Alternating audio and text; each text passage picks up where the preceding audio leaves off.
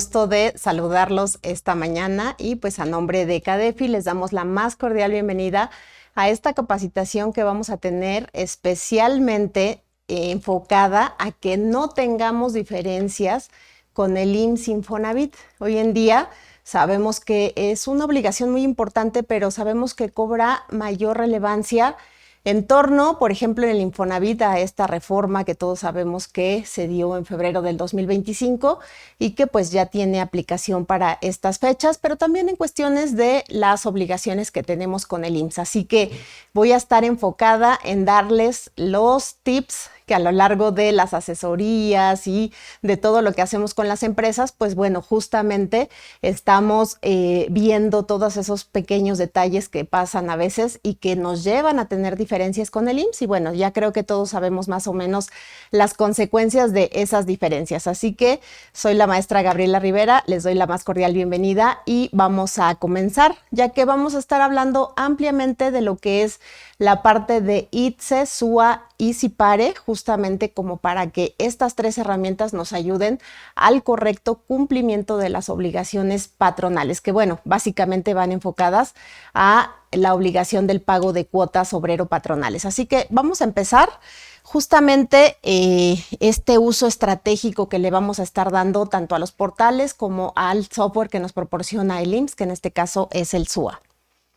Y bueno, pues vamos a empezar con un breve contexto normativo y de riesgo de incumplimientos. Vamos a estar revisando en primer lugar las principales obligaciones patronales IMSS Infonavit. ¿Por qué? Porque no solamente podemos limitar el cumplimiento del patrón al pago de las cuotas obrero-patronales y a la retención, ¿no?, a los trabajadores, sino la obligación va mucho más allá. Ya en una ocasión anterior estuve revisando con ustedes obligaciones en cuestión de Ley Federal del Trabajo y demás. Hoy nos vamos a enfocar mucho al cumplimiento patronal en temas de IMSS Infonavit. Así que una de las principales obligaciones de los patrones, por supuesto, es registrarse e inscribir a sus trabajadores. Sabemos que pues, la primera obligación que marca el artículo 15 de la Ley del Seguro Social, todas estas obligaciones las van a encontrar en el 15 de la Ley del Seguro Social, pues justamente una es que los patrones se tienen que registrarse e inscribir a sus colaboradores, así como comunicar sus altas, bajas y modificaciones de salarios en plazos no mayores a 5 días hábiles. Ya también en una ocasión anterior que estuve compartiendo con ustedes les decía que especialmente en las altas, pues es muy importante que no nos tomemos estos 5 días hábiles, sino que lo hagamos, es más, desde un día antes, un día anticipado ya podemos registrar al trabajador para que en la mañana cuando se presente, pues ya lleve su alta, ¿verdad? Porque a veces me dicen, es que a veces el trabajador ya no se presentó, ya lo había yo contratado y no se presentó. Le digo, mira, créeme que es mucho más barato que a lo mejor pagues 1 o 2 días por un trabajador que al final ya no llegó y hacer a lo mejor un proceso administrativo, ¿no?, de documentar que ese trabajador nunca se presentó, que lo que te pudiera llegar a costar si ese trabajador se accidenta no teniendo seguro social. Ya habíamos platicado anteriormente también de lo que son los capitales constitutivos. Y bueno, pues esto es la finalidad de que esté el patrón inscrito, registrado y sus trabajadores, pues es con la finalidad de darles una protección, una cobertura a todos los trabajadores, incluso pues desde el trayecto, ¿no?, desde que ya se va a presentar a trabajar hasta que, bueno, ya está realizando sus actividades. Otra obligación muy importante, y fíjense que he notado que a veces las empresas, los patrones no le dan tanto peso, es a los diferentes registros que debemos de tener de los trabajadores. Yo sé que en la parte de recursos humanos habrá que contar con un expediente y demás, pero hay obligaciones o hay documentos legales, ¿no?, independientemente de que sí tengamos la identificación del trabajador, su CURP, acta de nacimiento y demás, lo que es un expediente de recursos humanos. Hay documentos que son legales y que no podemos prescindir de ellos dentro de los registros del patrón. Por ejemplo, las famosas nóminas o listas de raya. Hay infinidad de empresas en las que nosotros hemos revisado o que en algún momento llegan con nosotros para que les apoyemos con el tema de nóminas. Y cuando les pido que me muestren las nóminas que venían manejando anteriormente para revisarlas y ver cómo las están estructurando, pues me llevo con la sorpresa de que la mayoría a veces les entregan un Excel. Y esa es la famosa nómina, ¿no? En donde en el mejor de los casos viene la lista de trabajadores, a lo mejor su número de seguro social y básicamente pues traen ahí como que el importe a pagar. Eso no es una nómina en términos legales. A lo mejor es una lista para pago, ¿no? A lo mejor es un listado para pago, pero eso no es una nómina, porque la propia ley del Seguro Social nos señala cuáles son los requisitos que debe de llevar una nómina o lista de raya. En algunos lugares la conocen como lista de raya. En este caso, se tienen que asentar, dice en primera instancia el artículo 15, todos los días que laboró cada uno de los trabajadores y el salario percibido, dice, y además de otros que exija la ley. Y fíjense que para esto tenemos un artículo de reglamento, el reglamento que conocemos como RASERF. Este reglamento nos va a dar todos los elementos ahí sí muy detallados de lo que debe contener una nómina. Y bueno, finalmente termina cerrando este artículo diciendo que todos estos registros pues los debemos de conservar, dice por lo menos 5 años siguientes a que los generamos. Entonces, por lo menos esa obligación. Aunque hay varios abogados laborales que dicen, no, es que lo laboral se debe conservar siempre, ¿no? Entonces, bueno, pero dice la ley, por lo menos 5 años posteriores a que los generaste, tienes que conservar la documentación. Y vamos a revisar este artículo RASERF, este 9 de reglamento, que justamente nos da ahora sí todos los detalles respecto a qué debe contener una nómina. Yo a veces les digo, yo sé que la nómina probablemente la estemos haciendo con un software contable, perdón, con un software de nóminas que nos ayuda, ¿no? Con estos cálculos y demás. Pues hay que revisar que ese formato que nos está dando el sistema por default cumple con todos los requisitos que nos pide la ley. A veces en revisiones me dicen, le digo, faltan datos en tu nómina. Es que así lo saca el sistema. Digo, bueno, no nos podemos adaptar el sistema se debe adaptar a nosotros. Los más comerciales pues tratan de cubrir, por supuesto, con todos los requisitos que debe de tener la nómina respecto a este artículo de reglamento, pero vale la pena que lo revisemos. Por ejemplo, dice que debe contener nombre, denominación o razón social completo del patrón, número de su registro ante el IMSS, es decir, el registro patronal, el RFC del patrón, el nombre completo del trabajador, RFC del trabajador, CURP, duración de la jornada, fecha de ingreso al trabajo. Fíjense, este es como un pequeño recibo de nómina, ¿no? Ya no estamos viendo solamente un listado, sino estamos viendo un reporte muy completo de todos los datos del trabajador. El tipo de salario que tiene el trabajador, el lapso que comprende esa nómina o ese pago, la periodicidad establecida para el pago de los salarios, es decir, si le pago semanal o quincenal, por ejemplo, el salario base de cotización, el que tengo declarado ante el IMSS, el importe total del salario devengado, los conceptos y montos de las deducciones y las retenciones efectuadas, así como las unidades de tiempo laborado. Esto es todo lo que debe contener legalmente una nómina. Y fíjense que les puse este esquema que se me hace bastante gráfico, en el que justamente les estoy señalando todos y cada uno de las de los requisitos que nos pide el artículo 9. Por ejemplo, aquí vemos pues que tiene el nombre de la empresa, vemos que tiene el registro patronal, tiene el RFC, tiene el domicilio del patrón. Por acá arriba vemos que trae el periodo, ¿no?, que abarca este pago y nos dice la forma de pago. En este caso se trata de una quincena.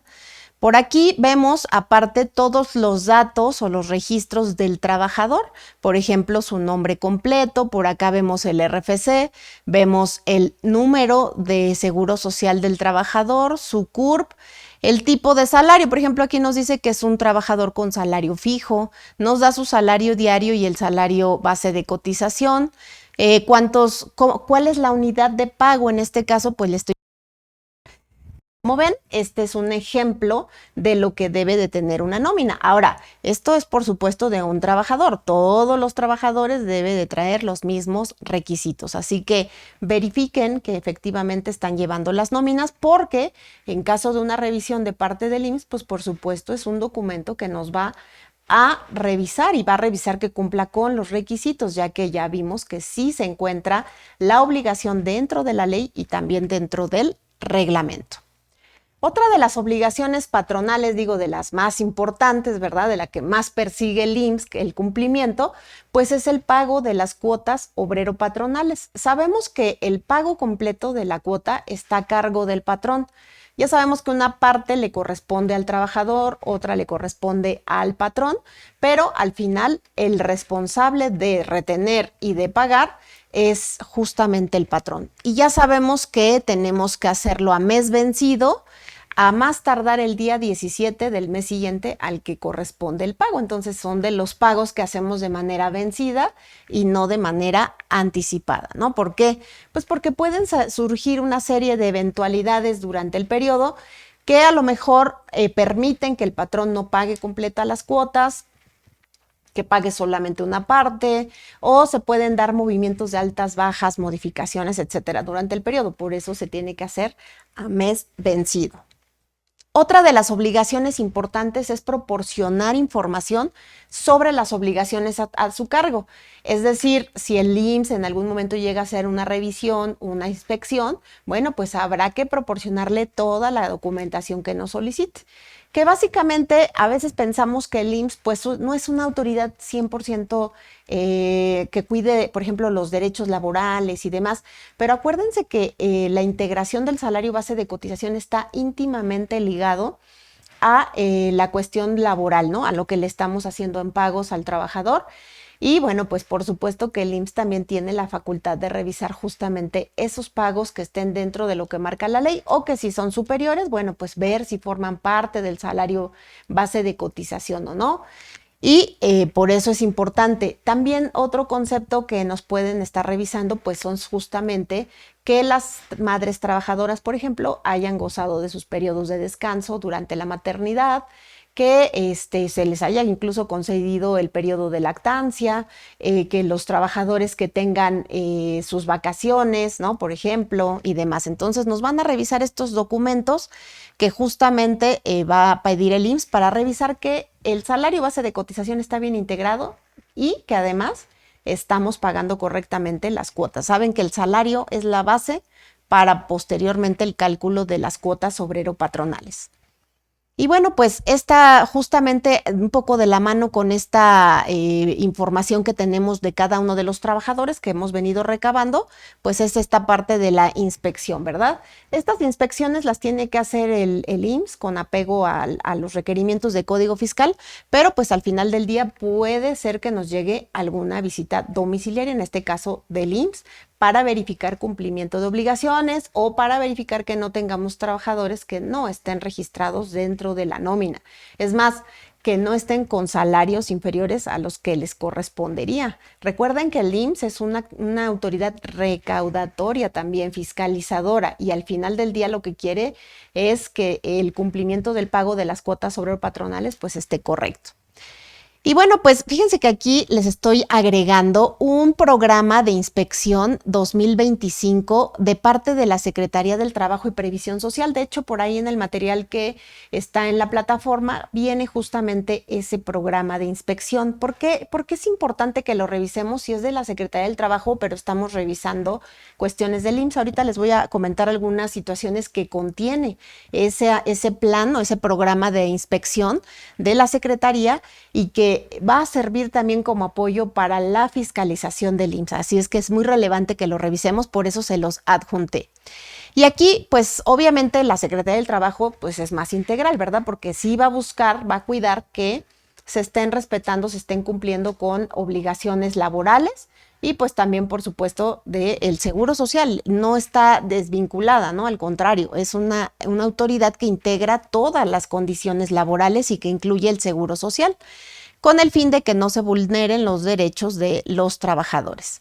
Y fíjense que aquí les estoy poniendo parte del programa, les digo que en el material lo van a encontrar completo, pero esto se me hizo muy, muy relevante que lo revisáramos, porque justamente aquí es donde está la relevancia de que revisemos este programa de inspección. Dice que el programa, por ejemplo, va a revisar condiciones de trabajo y vean qué conceptos nos revisa dentro de las condiciones de trabajo. Por ejemplo, Dice, en esta materia, en las inspecciones, se verifica que los patrones cumplan con las disposiciones establecidas, sí, en la Ley Federal del Trabajo, ¿no? Como son contratos individuales, colectivos, etcétera.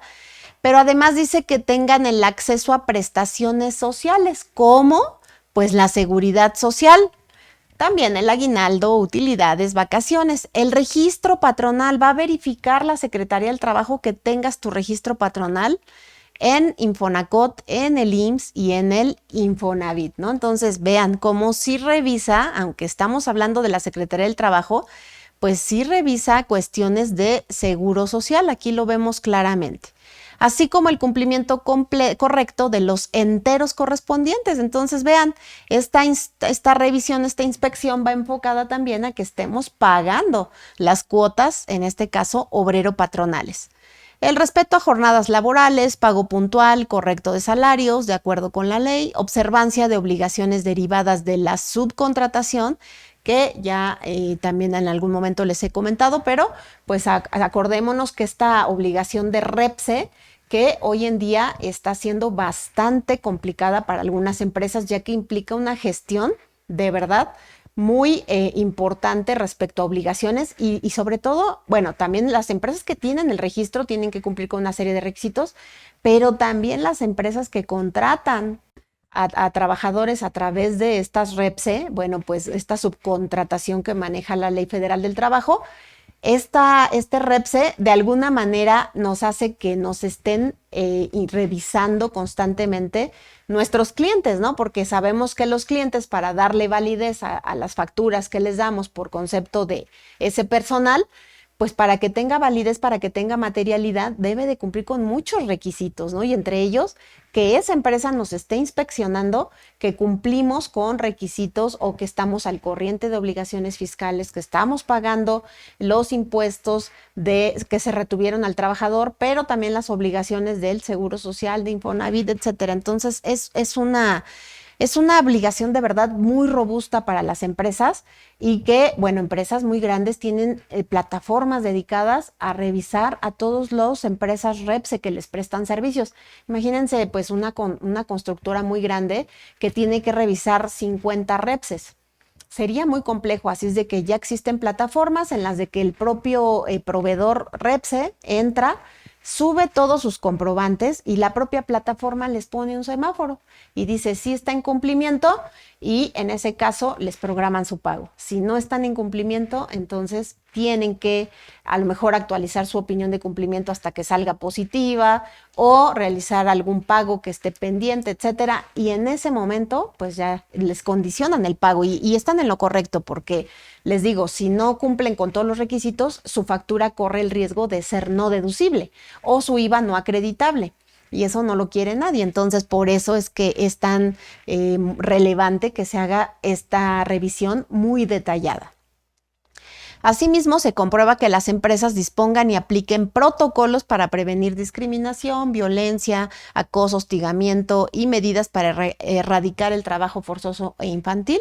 Y bueno, para proteger en general la dignidad de los trabajadores y su entorno laboral. Entonces, vean, este programa de inspección, como les digo, es amplio, ¿no? Va también en torno a cuestiones de seguridad social. Ahora, adicionalmente, justo en esta semana anterior, la semana pasada, nos daba el secretario de la Secretaría del Trabajo la noticia de que ya se habían lanzado el programa o la plataforma SICAL. Por ahí seguramente ya la han escuchado en redes sociales y si no, esta plataforma SICAL es el sistema de quejas y accidentes laborales. Fíjense que en este programa de inspección, si ustedes lo revisan y que justo este párrafo lo estoy tomando de ahí, ya venía la plataforma, ya se sabía que iba a venir, pero no estaba liberada para que ya los trabajadores la pudiesen ocupar. Pero les digo, la semana pasada el secretario de la Secretaría del Trabajo anunció que justamente quedaba liberada la plataforma y que ya podían hacer uso de ella los trabajadores. Ahora, ¿qué significa esta plataforma SICAL? Y por qué de alguna manera, pues es un parteaguas. Ya sabíamos que existía pues Profedet, ¿no? Por ejemplo, para que los trabajadores se inconformaran ante abusos, ante lo que sea, los centros conciliatorios, etcétera. Pero fíjense que esta es una plataforma en la que la autoridad busca tener un contacto realmente directo entre el trabajador y la autoridad. Es decir, ya no va a haber nada intermedio que evite que el trabajador se acerque a la autoridad.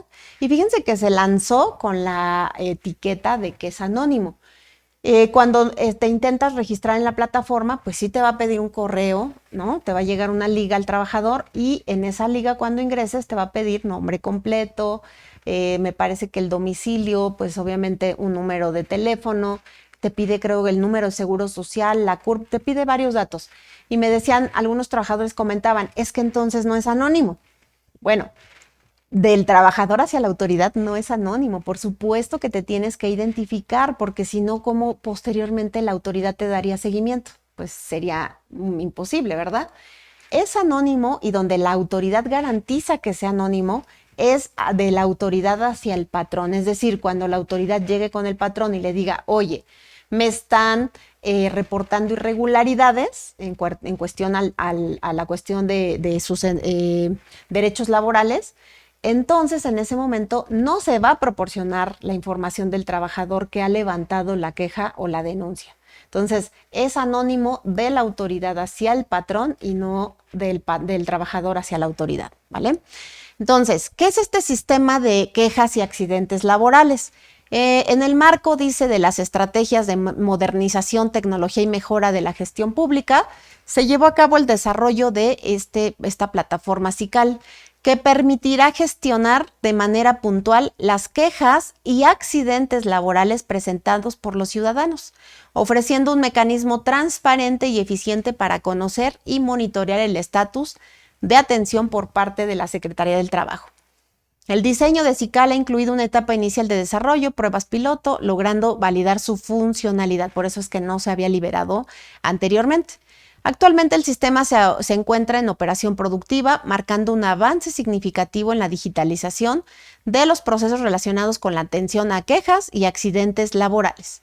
Para garantizar la adecuada utilización de esta herramienta, se capacitó a coordinadores regionales, etc., que están preparados para emplear este sistema, es decir, para captar las denuncias de los ciudadanos, ¿no? Las quejas, y poderlas gestionar de manera efectiva, pues con la Secretaría, lo que se espera que detone en inspecciones, por supuesto. Esa es la finalidad. Pero fíjense que ya desde hace algunos meses había estado corriendo este rumor del famoso CIDIL. ¿Qué es el CIDIL? También lo van a encontrar ahí en el documento que les cargué. Es el Sistema de Inteligencia de Datos para la Inspección Laboral. Yo creo que todos los que estamos en estas áreas contables y demás, de fiscal y de cumplimiento de obligaciones fiscales, sabemos que el SAT, y de hecho en algún momento en un curso anterior de CFDI Bajo la Lupa, estuvimos hablando de la fiscalización a través de la inteligencia artificial.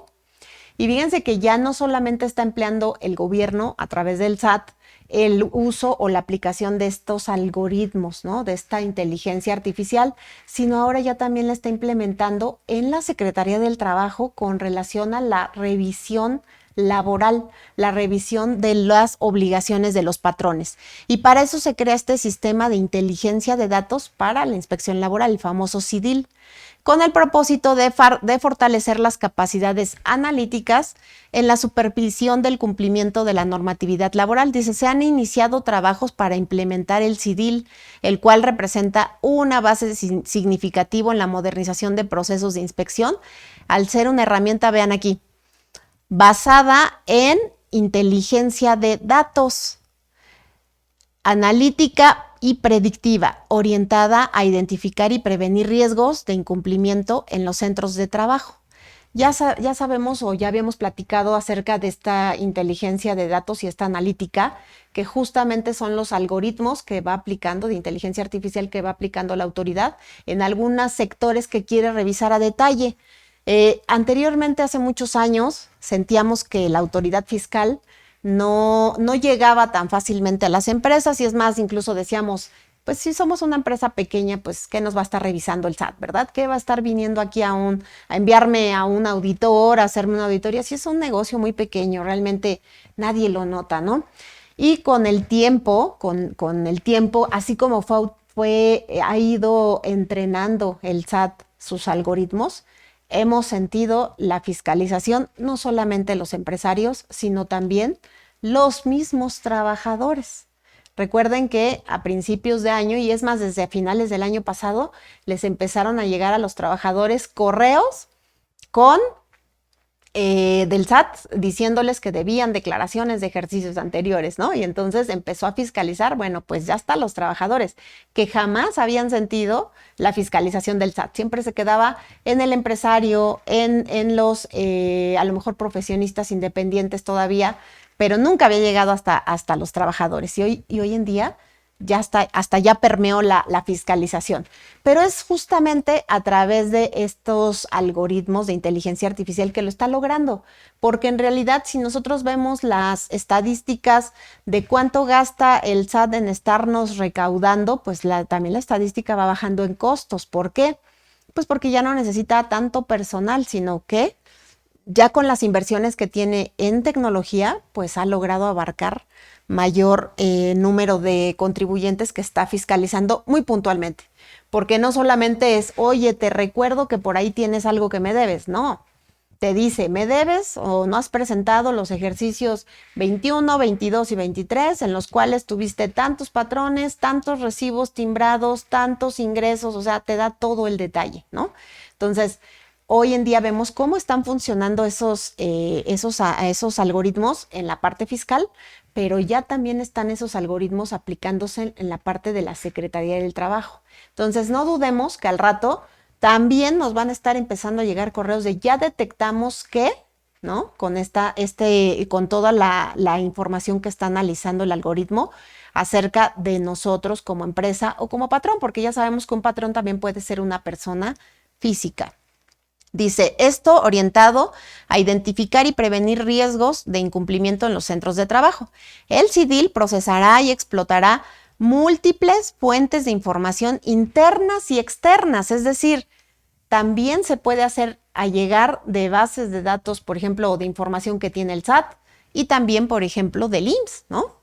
Generando predicciones de probabilidad de incumplimientos normativos. Fíjense, predicciones de probabilidad de incumplimientos, es decir, todavía ni siquiera sucede, pero ya dice, ya yo veo aquí algo riesgoso. En los centros de trabajo, estas probabilidades se asignarán de manera individual a los registros del DNE, permitiendo priorizar aquellos con mayor riesgo de incumplimiento. A través de esta tecnología se generarán universos focalizados en los centros.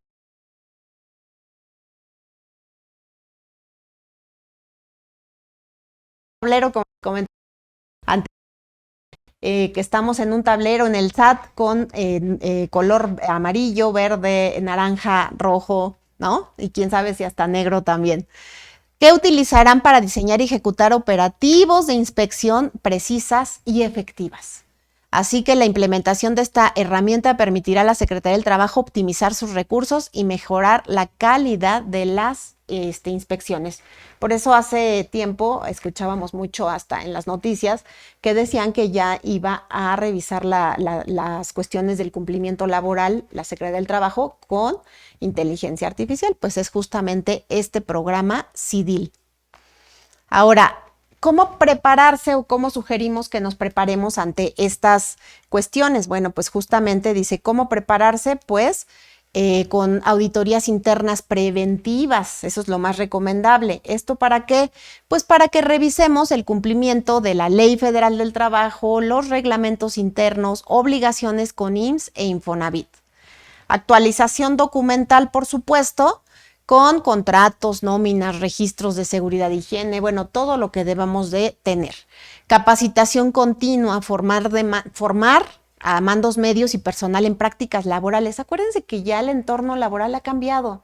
Ahora ya tenemos no solamente la ley, tenemos las NOMs, ¿no? Que también son obligatorias para los patrones, la NOM 035, tenemos la NOM 037 para teletrabajo, tenemos esta nueva leycilla, etcétera, ¿no? Entonces, es todo un cumplimiento muy completo el que tenemos que estar ya cumpliendo los patrones y debemos no solamente, diría yo, de capacitar a las personas dentro de nuestra organización que manejan personal, sino los debemos sensibilizar a que ha cambiado el entorno y hoy en día no podemos impedir que un trabajador goce